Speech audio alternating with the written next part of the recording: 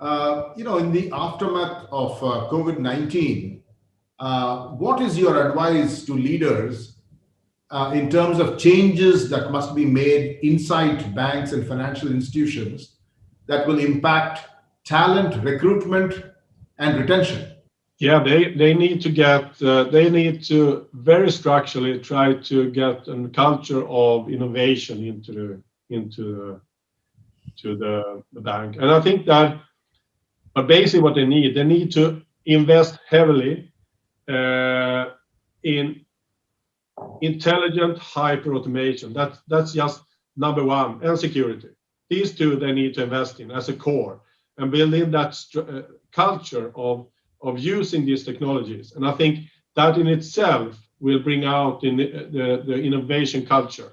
But of course, they need to do a lot of more things. Having these digital labs and educating people, because many people are brought into the bank to do risk control and not innovation, and that balance is very important to very deliberately manage. But without an innovation culture, eventually, or even the banks will die.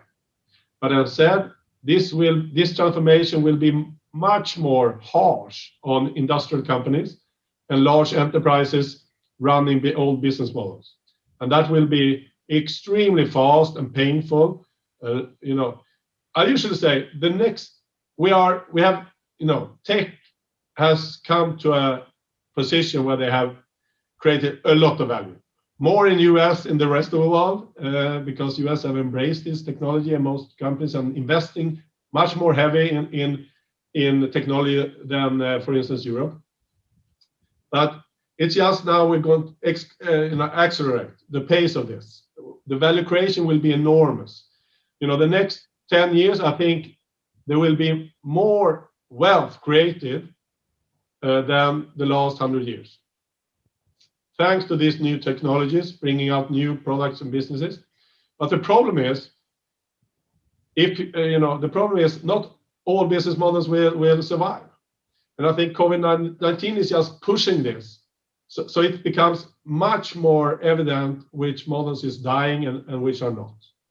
And so that's just a very, very hard and painful fast track of the whole process. But that process in itself won't slow down after COVID-19. It will accelerate, because this is just mind-blowing what type of efficiencies we will gain, humanity will gain of AI, ML, factor science, and all this technology.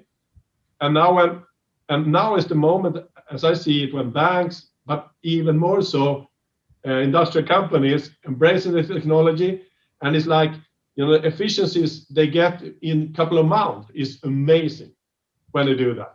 And that is it is so exciting to be part of that. But it's also a flip side of that coin. Enterprises will not be able to compete, which is not investing, which don't see this trend coming, which is too slow on this, will just not survive.